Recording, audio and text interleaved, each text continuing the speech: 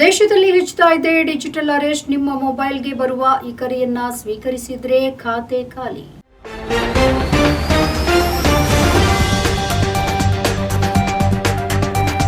ನಿಮ್ಮ ಮೊಬೈಲ್ ಸಂಖ್ಯೆಯಿಂದ ಅಕ್ರಮ ಕರೆಗಳ ಕಾರಣ ನಿಮ್ಮ ಮೊಬೈಲ್ ಸಂಖ್ಯೆಯನ್ನ 2 ಗಂಟೆಗಳಲ್ಲಿ ನಿರ್ಬಂಧಿಸಲಾಗುವುದು ಅಂತ TRAI ಟೆಲಿಕಾಂ ನಿಯಂತ್ರಣ ಪ್ರಾಧಿಕಾರ ಎಂದು ಹೇಳಿಕೊಂಡು ಸೈಬರ್ ವಂಚಕರು ಕರೆ ಮಾಡಿ ಜನರಿಗೆ ವಂಚಿಸ್ತಾ ಇರುವಂತಹ ಪ್ರಕರಣಗಳು ಈಗ ಹೆಚ್ಚಾಗಿ ಬೆಳಕಿಗೆ ಬರ್ತಾ ಇದೆ.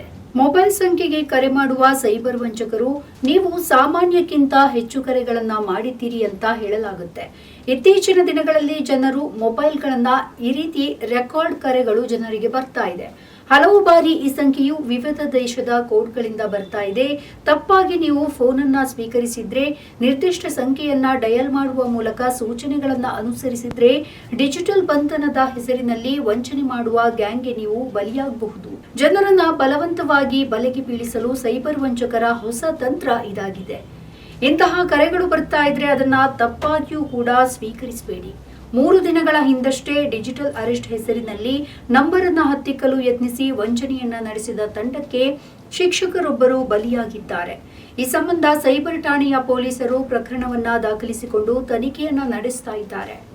ಶಾಸ್ತ್ರಿನಗರ ನಿವಾಸಿ, ವೃತ್ತಿಯಲ್ಲಿ ಶಿಕ್ಷಕ. ಮಧ್ಯಾಹ್ನ 12 ಗಂಟೆ ಸುಮಾರಿಗೆ ಅವರ ಮೊಬೈಲ್ ಸಂಖ್ಯೆಗೆ ಅಪರಿಚಿತ ಸಂಖ್ಯೆಯಿಂದ ಕರೆ ಬಂದಿತ್ತು. ಅದೊಂದು ರೆಕಾರ್ಡ್ ಮಾಡಿದ ಕರೆ. ನೀವು ಅದನ್ನ ಸ್ವೀಕರಿಸಿದ ತಕ್ಷಣ ನಿಮ್ಮ ಸಂಖ್ಯೆ 2 ಗಂಟೆಗಳಲ್ಲಿ ಸ್ವಿಚ್ ಆಫ್ ಆಗುತ್ತೆ ಅಂತ ಹೇಳಿದ್ರು. ಕಾರಣವನ್ನ ತಿಳಿಯಲು ಒಂದನ್ನ ಒತ್ತಿ ಸಂಖ್ಯೆಯನ್ನ ಒತ್ತಿದ್ರು. ಅವರ ನಂಬರ್ ಟ್ರ್ಯಾಕ್ ನಲ್ಲಿದೆ ಅಂತ ಹೇಳಲಾಗಿದೆ. ಆಗ ಅಲ್ಲಿ ಮಾತನಾಡಿದಂತಹ ವ್ಯಕ್ತಿ ತನ್ನನ್ನ ಪರಿಚಯಿಸಿಕೊಂಡನು. ಹಾಗೆ TRAI ದೆಹಲಿಯ ಹಿರಿಯ ಸಲಹೆಗಾರ ಅಂತ ವಿವರಿಸಿದನು. ಉದ್ಯೋಗಿ ಕೋಡ್ ಹೆಸರಿನಲ್ಲಿ ಕೆಲವು ಸಂಖ್ಯೆಯನ್ನ ನಮೂದಿಸಲಾಗಿದೆ. ನಂತರ ಆಧಾರ್ ಕಾರ್ಡ್ ನಂಬರ್ ಅನ್ನ ಕೇಳಿ ಅದರಲ್ಲಿ ಸಿಮ್ ತೆಗೆದುಕೊಳ್ಳಲಾಗಿದೆ. ಅದು ಮುಂಬೈನಲ್ಲಿ ಕೆಲಸ ಮಾಡ್ತಾ ಇದೆ ಅಂತ ತಿಳಿಸಿದ್ದಾರೆ. ಸಿಮ್ ಕಾರ್ಡ್ ತೆಗೆದುಕೊಳ್ಳುವವರ ವಿಳಾಸ ತಿಲಕ್ ನಗರ, ಮುಂಬೈ ಅಂತ ನೀಡಲಾಗಿತ್ತು. ಸಿಮ್ ಕಾರ್ಡ್ ತೆಗೆದುಕೊಳ್ಳುವ ದಿನಾಂಕವನ್ನ ನಮೂದಿಸಲಾಗಿದೆ. ಈ ಸಂಖ್ಯೆಗೆ ಕರೆ ಮಾಡಿ ಬೆದರಿಸಲಾಗ್ತಾ ಇದೆ ಅಂತ ಹೇಳಿದ್ರು. ಈ ಸಂಖ್ಯೆಯ ವಿರುದ್ಧ ಪ್ರಕರಣ ದಾಖಲಾಗಿದೆ ಅಂತ ವಂಚಕರು ಹೇಳಿದ್ದಾರೆ. ಸಂಪೂರ್ಣ ಸಿದ್ಧತೆಯೊಂದಿಗೆ ಕೆಲಸ ಮಾಡಿದ ವಂಚಕರು ಪ್ರಕರಣವನ್ನ ದಾಖಲಿಸುವುದಾಗಿ ಹೇಳಿ ಕ್ರಮವನ್ನ ಜರುಗಿಸುವುದಾಗಿ ಬೆದರಿಕೆಯನ್ನ ಹಾಕಿ ಮತ್ತಷ್ಟು ಮಾತನಾಡುವಂತೆ ಒತ್ತಾಯಿಸಿದ್ದಾರೆ.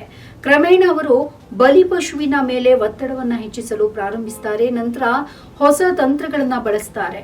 ನೀನು ಮುಂಬೈಗೆ ಬರಬೇಕು ಅಂತ ಹೇಳಿದ್ರು. ಅಸಮರ್ಥನೆಯನ್ನ ವ್ಯಕ್ತಪಡಿಸಿದಾಗ ನಿಮ್ಮ ಆನ್ಲೈನ್ ಹೇಳಿಕೆಯನ್ನ ಮುಂಬೈ ಸೈಬರ್ ಬ್ರಾಂಚ್ ನಲ್ಲಿ ತೆಗೆದುಕೊಳ್ಳಲಾಗುತ್ತೆ ಅಂತ ಹೇಳಿದ್ರು.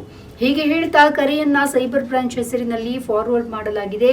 ಅಲ್ಲಿ ಆನ್ಲೈನ್ ಸ್ಟೇಟ್ಮೆಂಟ್ ನೀಡಲು ವಾಟ್ಸ್ಆಪ್ ನಂಬರ್ ಅನ್ನ ನೀಡಿ ಫೋನ್ನಲ್ಲಿ ಸೇವ್ ಮಾಡುವಂತೆ ಕೇಳಲಾಗಿತ್ತು. ನಂತರ ಅವರು ತನ್ನ ಹೆಸರು ಹಾಗೆ ರಾಜ್ಯವನ್ನ ಬರೆದು ಕಳುಹಿಸಲು ಹೇಳಿದ್ರು. ಸಂತ್ರಸ್ತೆ ತನ್ನ ಹೆಸರು ಮತ್ತು ರಾಜ್ಯವನ್ನ ಹೇಳಿದ ಸಂಖ್ಯೆಗೆ ಕಳುಹಿಸ್ತಾರೆ. ವಾಟ್ಸ್ಆಪ್ ನಂಬರ್ ಸೇವ್ ಮಾಡಿದ ತಕ್ಷಣ ಅವರ ಮೊಬೈಲ್ಗೆ ವಿಡಿಯೋ ಕಾಲ್ ಬಂದಿದೆ. ಅಲ್ಲಿಂದ ಆನ್ಲೈನ್ ಸ್ಟೇಟ್ಮೆಂಟ್ಗಾಗಿ ಖಾಸಗಿ ಕೋಣೆಗೆ ಹೋಗಿ ಮಾತನಾಡಬೇಕು ಅಂತ ಹೇಳಲಾಗಿದೆ. ಪುಂಡರು ಏನು ಹೇಳಿದರೂ ಮಾಡುತ್ತಲೇ ಇದ್ದಂತಹ ಶಿಕ್ಷಕ ಕೊಠಡಿಯೊಂದರಲ್ಲಿ ಕುಳಿತುಕೊಂಡ್ರು.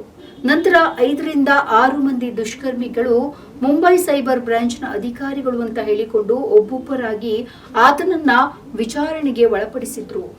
ಅದೇ ಸಮಯದಲ್ಲಿ ಅವರ ಸಂಖ್ಯೆಗೆ ನಕಲಿ ಬಂಧನ ಆದೇಶ ಪತ್ರವನ್ನ ಕಳಿಸಲಾಗಿದೆ. ಅದನ್ನ ತಪ್ಪಿಸಲು ಬ್ಯಾಂಕ್ ಖಾತೆ ಸಂಖ್ಯೆಗೆ ಕಳುಹಿಸಿ 98,000 ರೂಪಾಯಿಯನ್ನ ನೀಡುವಂತೆ ಕೇಳಿದ್ದಾರೆ. ಇದರಿಂದ ಭಯಗೊಂಡು ವಂಚಕರ ಖಾತೆಗೆ ಹಣವನ್ನ ವರ್ಗಾವಣೆ ಮಾಡಿದ್ದು ಬಳಿಕ ತಾನು ಮೋಸ ಹೋಗಿರುವುದು ಅವರಿಗೆ ಗೊತ್ತಾಗಿದೆ.